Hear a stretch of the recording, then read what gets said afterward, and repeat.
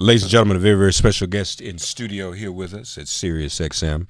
He is best-selling author Jason Reynolds, who doesn't just publish one book at a time, but two books at a time.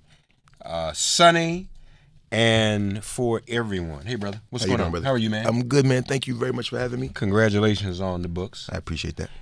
Jason went to the University of Maryland. He's a Terp. We won't hold that against him. I'm a Hoya. You a Hoya? Big time.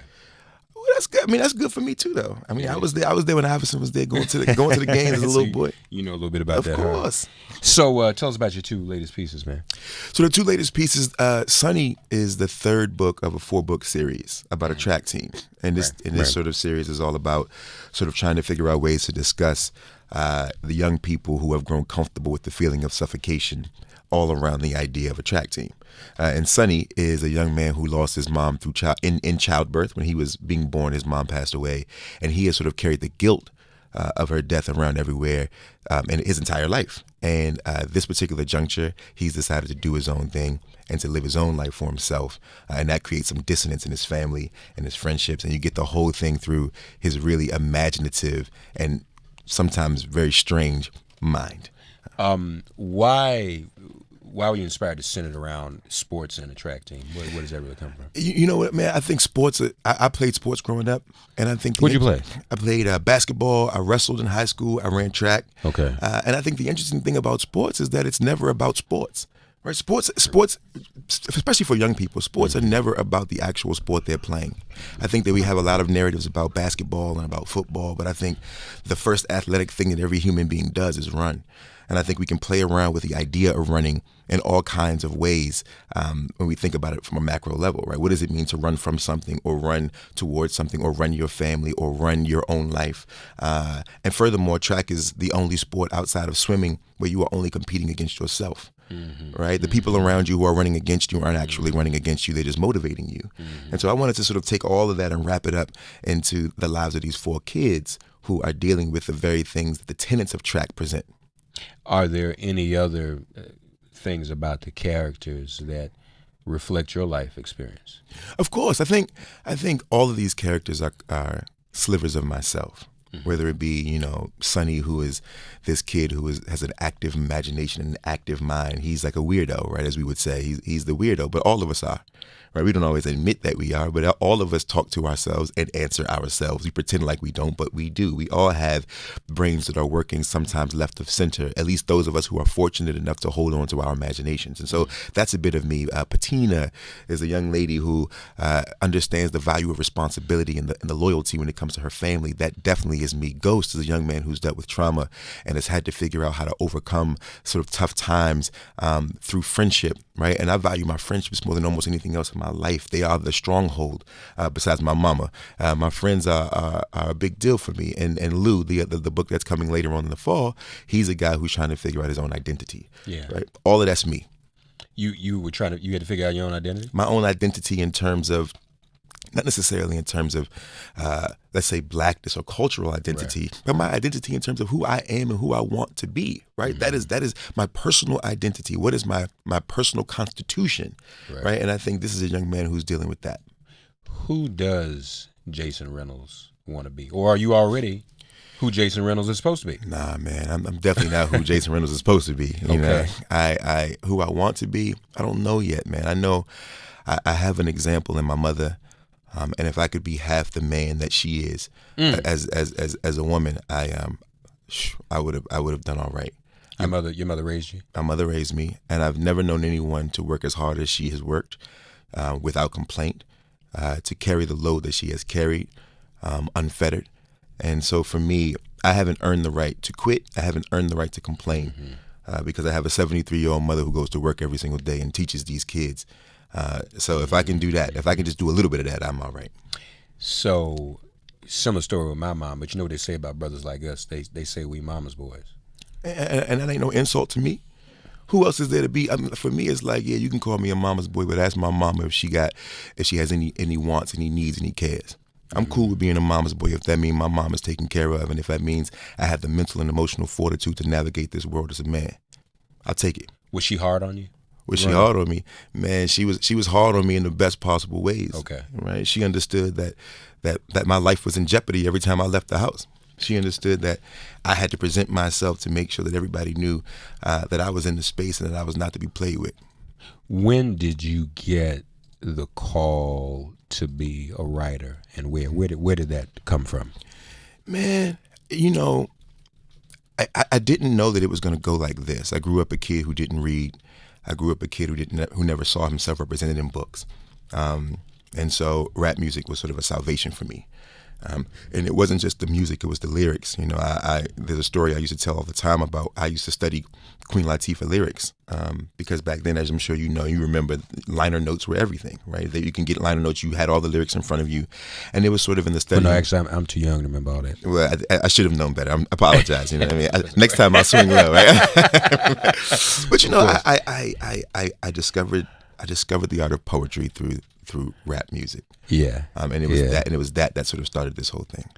So the reading part, you didn't learn how to read until you were what, a teenager? No, I knew how to read. I just refused to read any books until I was 17, almost 18 years old. Why? Why not? It's I think for me, I was searching for the cultural textures and touchstones in books of my generation, and they didn't exist, right? We were reading books based in the 70s, books based in the 60s, but if you grew up in the 80s and in the early 90s, there were no books about what was happening in black and brown communities in the 80s and 90s to kids. So right? there was no... It was a gap. Yeah. There was a gap. Still is. Still, well, that's why I'm doing this work now. Yeah, and that's exactly why we need you. So Sonny is the novel, the third in the series, right? Yep, the third. And then later in the fall is Luke. Is Lou, yep. And then here's the poetry. Now, I'm not just saying this because you're here. I ain't got nothing on you. I used to write poetry. Yeah. But you said something a minute ago, still being able to hold on to your imagination. Yeah. Life gets busy, man. It just left. I mean, it's got busy. I'm a single parent now, and I live here in New York. As you can probably tell, I don't know how people write in New York. There's no quiet moment here to do that. And I, honestly, doing it in your area. So I lived in D.C. for 25 years. Just busy, busy, busy. Yeah. And when you're busy in that routine, how do you hold on to your imagination? I guess you kind of have to seal yourself off, don't you? Get quiet. I do. But I lived in New York 14 years, and I started this in New York. So you know what it is for me, man. I believe that your creativity is fueled by your imagination, and your imagination is fueled by your curiosity. And I have an insatiable curiosity. And I spend most of my time when I'm not writing trying to figure out how to learn all the things there are to know. For no other reason than they are there for me to know. Right. So right now I'm studying all the different variations of oranges. And to most people that doesn't matter. Yeah, exactly, right? The fruit. I want to know how many different kinds of oranges exist in the world, because I know for a fact that the more I learn about oranges or about anything, there may come a time where there's a place in the book where I need that information. I'm researching the history of the ice cream truck, right? I just want to know everything. I'm the guy who watches all the things on television, reads all the books and all the magazines, reads the newspaper every single day, the New Yorker every week. I want to know all the things because I can pull from the well if I have the things to pull from. So I'm curious about life, man, and about everybody, every kind of person, every city. I'm fortunate enough to travel the country nonstop, and I get to see the heartland, and I get to see the West Coast and the South, and I get to see parts of the world. I just got back from China. All this stuff, it just feeds the beast. So the writing process, though, where does that happen? You're at home? Nah, man. It happens wherever it needs to happen. It used to be romantic like that. It used to be, right, where I could say, like, I need to be in my house or I need to be in a specific coffee shop. But the truth is that I do about 120, 130 school visits a year.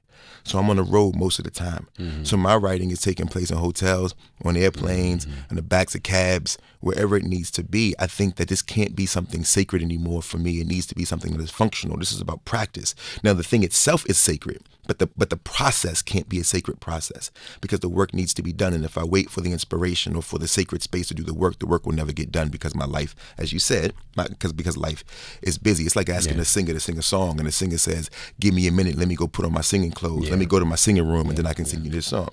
But does that, and obviously it doesn't for you, but do you ever fear, or do you ever have to balance it enough that it doesn't hurt the creative process and become too routine? You have to maintain some of the sacredness somewhere in there, right? You know what it is? Yes. But that sacredness that I have to maintain has everything to do with taking care of myself.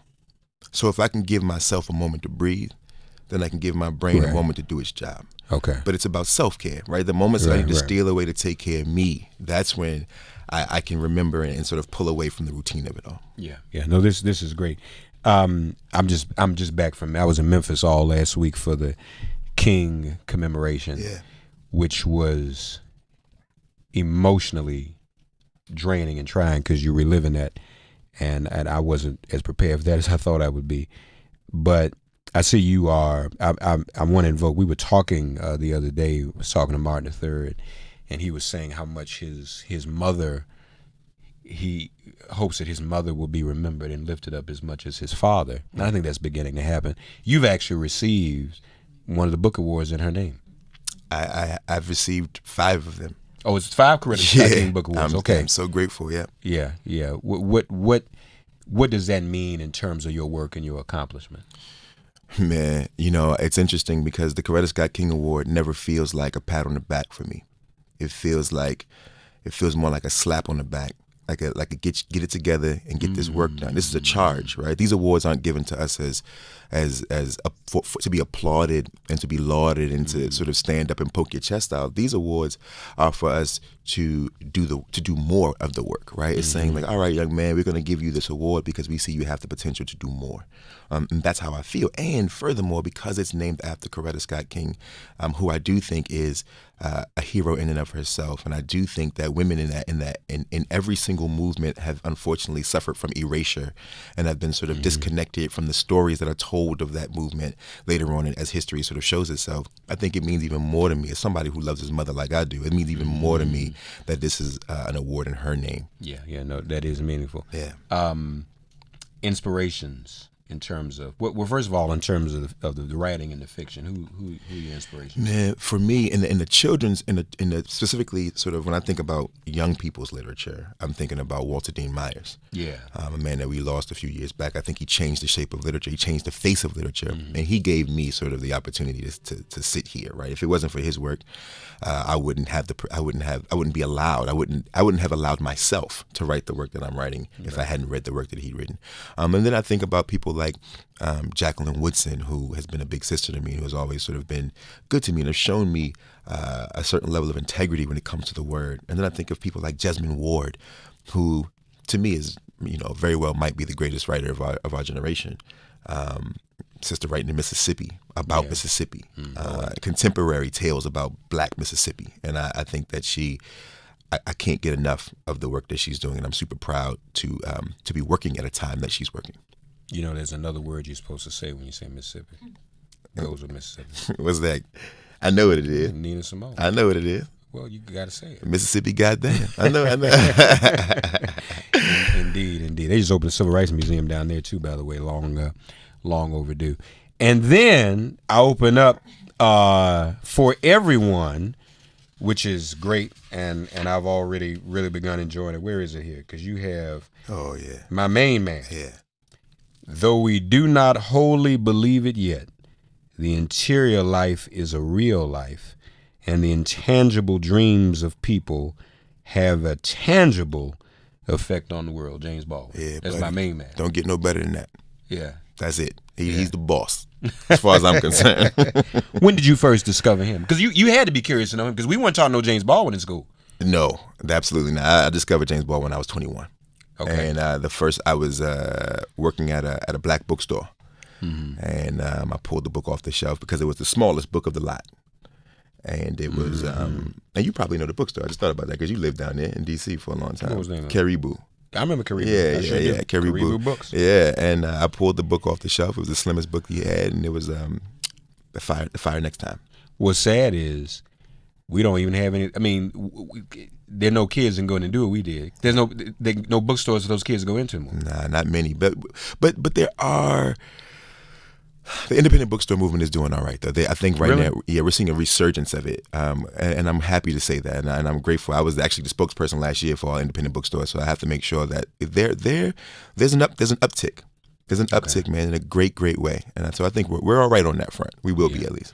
Well, I hope so. The book Sonny, the novel, for young people. So what's the age range, just so people know what they... Man, come on. We ain't putting no age ranges on here. So just whatever. Yeah, you good. Everybody Actually, some of you adults... Exactly. You know, can benefit from this and read some of these stories. You wanna read a piece of poetry for us? You up for that? Of course. Come on, man. I mean, that's what I believe in, poetry, and poetry. That's what it's about. We don't. Of course. People want to hear folk drop a little bit. So help yourself. Of course. I dog-eared a few of them. I appreciate it. Whatever you wanna, however the spirit moves you, my brother. Jason Reynolds here with us, folks. 5-time winner of the Coretta Scott King Book Award. And God bless his brother for keeping the art alive and well for those of us who have fallen off and don't write anymore and do what we're supposed to do. So we need you, brother. Thank you, man. This letter isn't for any specific kind of dream.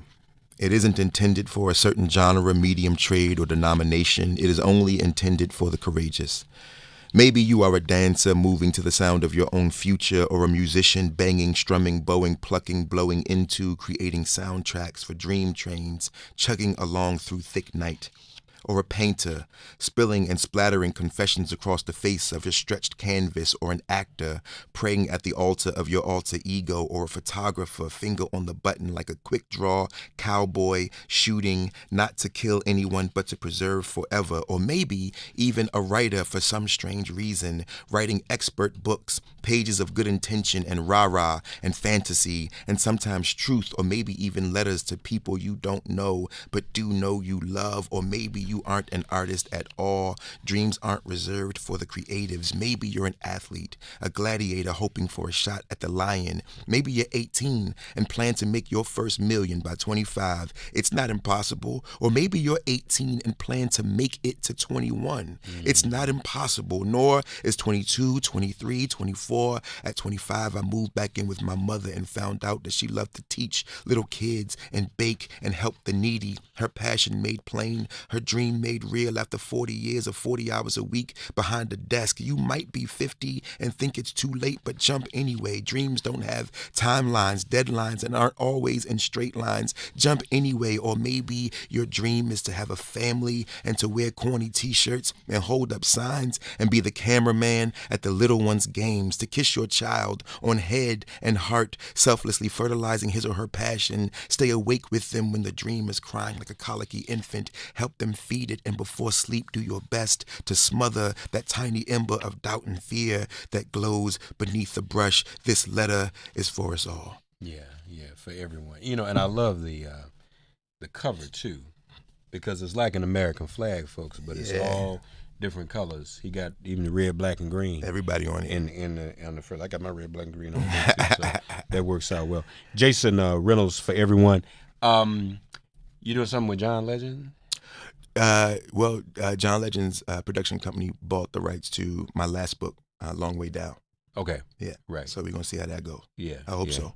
Because that's the next big. So that would be on screen something. Yeah. That'd be the next big move. Absolutely. Yeah. Absolutely. Beyond that, what else does Jason Reynolds? What else is he seeking to accomplish that he's not accomplished already? Man, at the end of the day, I think for me, my greatest goal is to be consistent when it comes to these kids. The truth of the matter is that though I love the work that I do, and though I feel very fortunate to be able to even sit here and talk to you at Sirius XM, none of this is as important as these children. And I spend a lot of time in juvenile detention centers, and I spend a lot of time in schools, and I'm talking to kids who may never get to see an author. I didn't know that you could do this for a living. Right? Many of us is like, you can't be what you can't see. And so I think for me, at the end of the day, I just want to continue to make sure that I'm connected to these young people that I'm trying to write this work for, more than anything. No matter what happens, all the good stuff is cool, but if I lose contact and connection to these kids, then I'm a failure. Yeah. No, you're right. That's very, very important. You have kids yourself? No, sir. Okay. Not yet. But you're giving your life and your time to all these other countless numbers of young people. Yeah. And we need that. Thank you. You know, and we, all these connections are important. A good friend of mine, like a brother to me, is all of the juvenile offenders in the city of Washington, D.C. are under his care with the city. I need to connect you all. Please do. because, you know, and I was just talking to somebody else on the radio today. He's doing another brother doing some ex-offender work out in Maryland because we got to save these kids. Absolutely. And we know that they are the ones disproportionately incarcerated and at risk. And then, too, I guess, too, you're teaching them as well about finding that creative process and preserving the imagination, too, aren't you? Yeah, that's what it's all about. I mean, for everyone, that's what it's about. The courage to have a dream. Yeah. The courage it takes to have a dream, to want something. Yeah. To want better for yourself. Yeah, yeah. Jason Reynolds doing big things. What's your website, brother? JasonWritesBooks.com. Okay. And folks, as you know, if you're seeing this, hearing this now, you know we're streaming on our social media, so please share it with all, and let's lift up and preserve all of the writers, those who continue to have the courage to do this and the discipline to do it as well. Because like I said, all our lives get busy, and, you know, a lot of times our dreams become secondary to the rat race. And I always admire those who are able to keep it going for themselves, for me, for us, for all of us. Jason Reynolds, good to see you, brother. Congratulations on everything. 2 new books for everyone, ladies and gentlemen, for everyone, and Sonny. So check it out. Available everywhere. Yes, sir. My brother, thank you. All right.